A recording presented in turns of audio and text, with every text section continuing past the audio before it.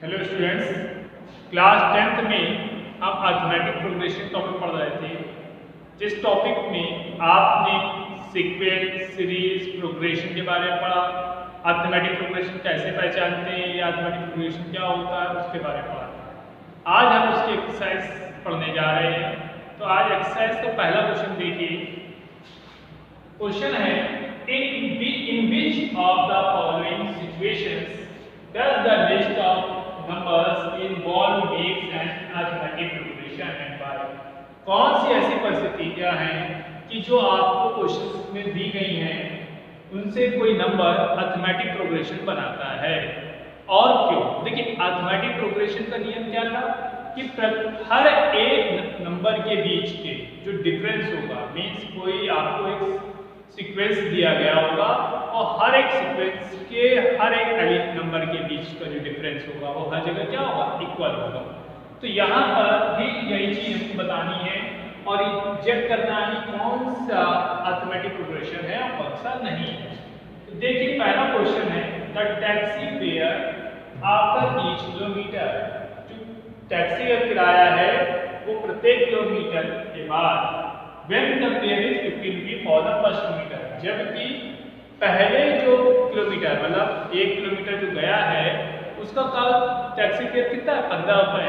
उसके बाद जो भी जा रहा है when the taxi fare is 50 for the first kilometer and 8 for each additional kilometer, और 15 किलोमीटर के बाद जब भी जितना भी जाएगा हर बार उसमें 8 रुपए जुड़ जाएंगे। ये समझिएगा, The taxi fare after each kilometer, 1 kilometre के बाद when the fare is 50 rupees for the first kilometer, तो पहले किलोमीटर किराया कितना है, 15 रुपए and 8 rupees for each additional kilometer, और जो 8 रुपए है वो प्रत्येक अतिरिक्त किलोमीटर का किराया है। तो देखिए, कहने का अर्थ है कि अगर वो 1 किलोमीटर गया है तो उसको 15 रुपए देना पड़ेगा।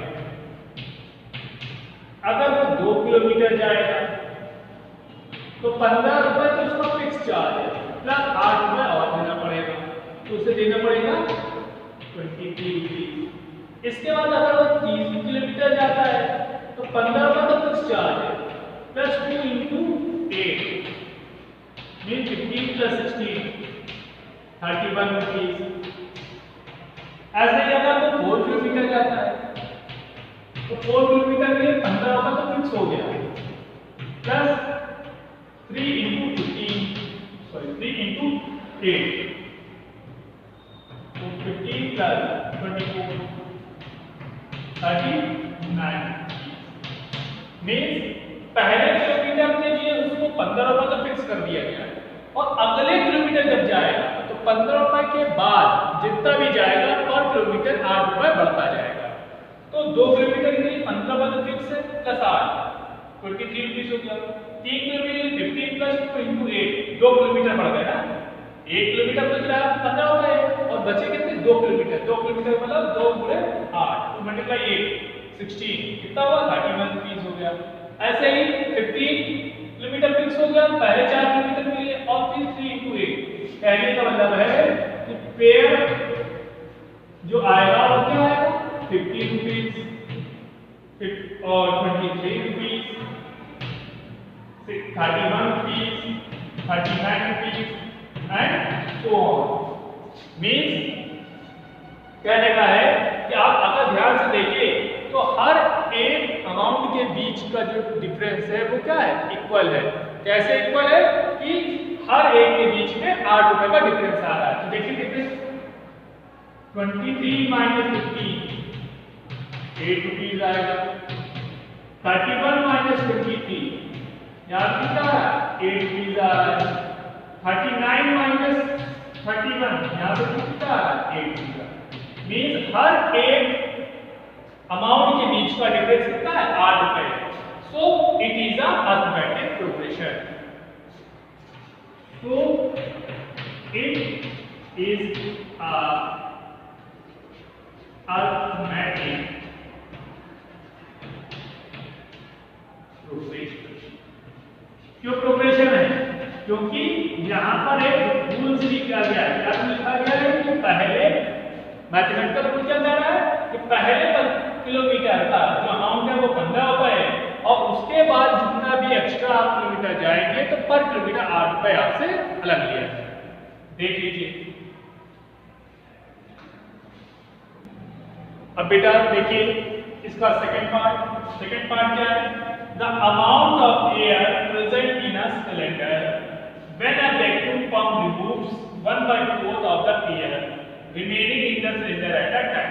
कहने का मीन्स है कि एक सिलेंडर है जिसमें जो हवा की मात्रा, ऑक्सीजन है, कार्बन डाइऑक्साइड कुछ भी है, एयर है, उसके अंदर जो एयर प्रेजेंट है, जब वैक्यूम पंप से उसको रिमूव किया जाता है एयर 1/4 तो रिमेनिंग एयर जो है वो सिलेंडर में एक समय में बच जाती है। तो देखिए हमने अज्यूम कर लिया let the air present in a cylinder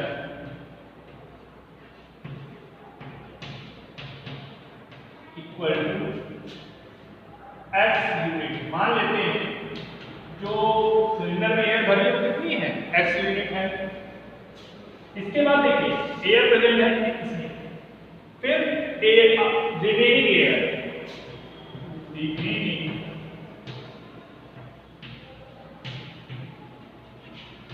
air present in cylinder after remove in vacuum in first tank। देखिए पहली बार में जो एयर रिमूव की गई है, कितनी रिमूव की गई है, x, टोटल x भरी थी। रिमूव करने के बाद कितनी एयर सिलेंडर में बची, तो थी कितनी x, रिमूव कितनी हो रही है 1/4 ऑफ x। ठीक, तो कितना होगा x minus 1/4 of x means x/4, बचे कितना 3/2। सिलेंडर में एयर थी x, जब हमने इस वैक्यूम से निकाल ली तो पहली बार सिलेंडर कितनी बची 3x/4। ऐसे remaining air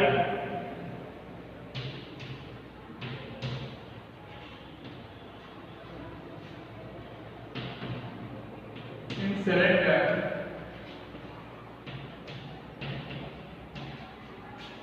at second time.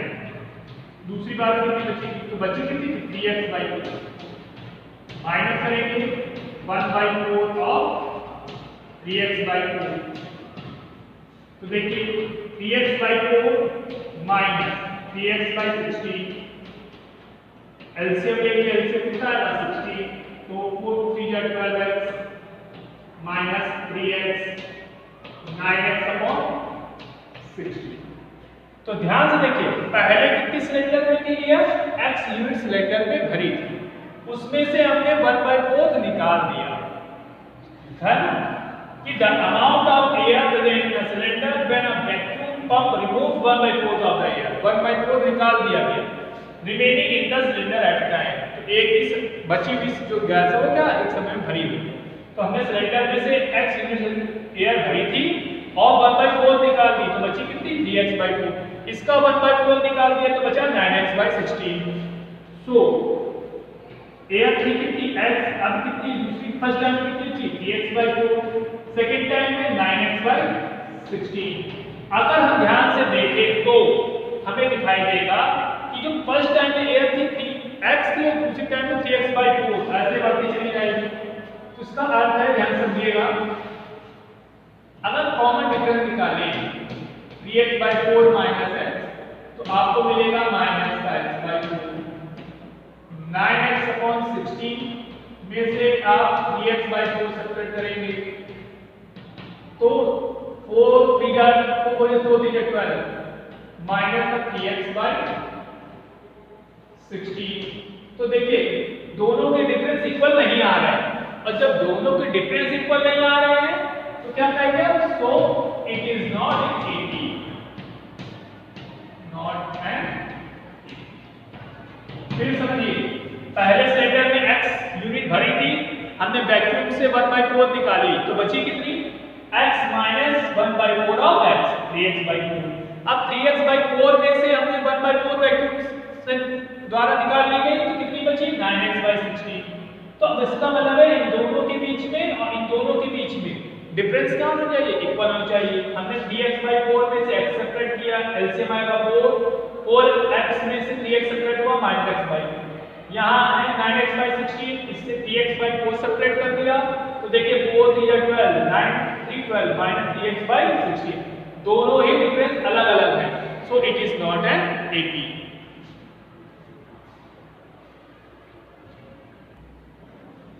अब बेटा देखिए क्वेश्चन नंबर 3 फर्स्ट का क्या लिखा है, the cost of digging a well, एक वो क्या कुआं है, कुएं से खुदाई की गई, after every metre of digging, प्रत्येक मीटर पर क्या कर रहे हैं, खुदाई कर रहे हैं, when it cost 150 rupees for the first metre, 1 metre जब खुदाई करेंगे तो 150 रुपए लगेगा, and the riser 150 rupees for each substitute metre, और उसके बाद प्रत्येक मीटर खुदाई करने पर 50 रुपए देना पड़ेगा। फिर समझिएगा, एक कुएं की खुदाई करनी जा रही है, खुदाई करने पर 1 मीटर का जो खुदाई का खर्चा है वो 150 रुपीस है, उसके बाद हर एक मीटर पे जब हम खुदाई करते जाएंगे तो 50 रुपए हमें अतिरिक्त देना पड़ेगा।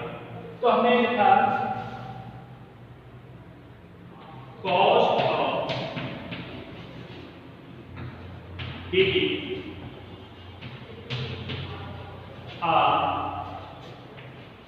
वेल इन फर्स्ट, पहले मीटर कितना है, इसके बाद cost of digging a well in second meter, या हम कह सकते हैं 2 मीटर।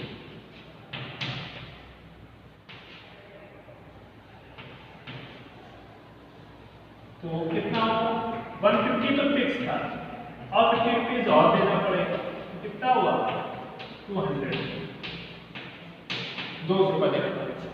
अगर कुएं की खुदाई हम 3 मीटर तक करा दें तो 3 मीटर के लिए कितना होगा,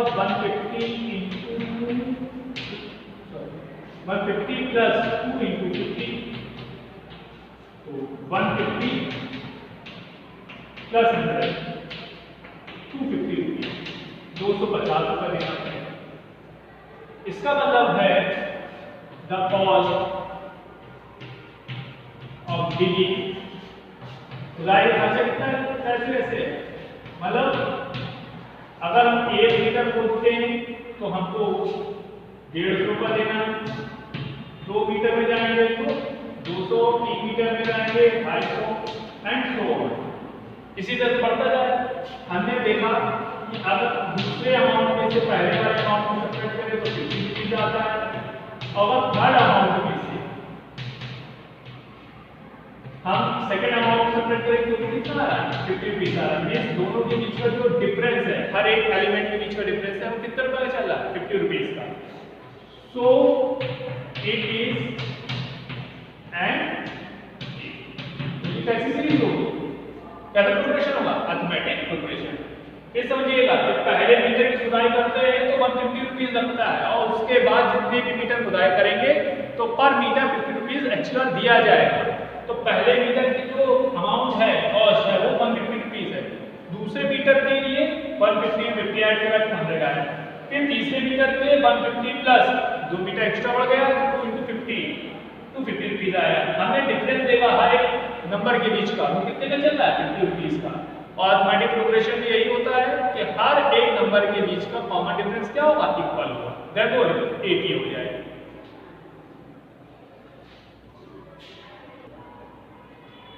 अब देखिए फर्स्ट का डी पार्ट क्वेश्चन है, the amount of money in the account every year when 10,000 हमसे कहा गया है कि एक अमाउंट बताना है, अमाउंट इसका किसी अकाउंट का अमाउंट बताना है जिसमें every year 10,000 rupees per 8% compound interest मिलता है। तो आपको मालूम है कि प्रिंसिपल कितना है 10,000 इन rate of interest 8% per annum, but timing यहां पर नहीं दी गई है, पहले 1 ईयर 2 ईयर भी होगा 3 ईयर भी होगा एंड सो ऑन। ठीक, तो आप अमाउंट पता करना है। अमाउंट का फॉर्मूला क्या होता है, a equal to e bracket में 1 plus r 100 to the power n। तो लिखेंगे इन फर्स्ट ईयर पहले साल के लिए अमाउंट निकालिए। तो पहले साल के जो अमाउंट आएगा वो आएगा 10,000 ब्रैकेट में 1 प्लस 8/100 टू द पावर 1। तो आपको मिलेगा 10,000 ब्रैकेट में 100 प्लस 8/100। 2 0 से ये 2 0 कैंसिल होगा, 100 इंटू 108 तो आया 10,800। जो फर्स्ट ईयर का आपको अमाउंट मिलेगा वो कितना मिलेगा 10,800 रुपीज। In second year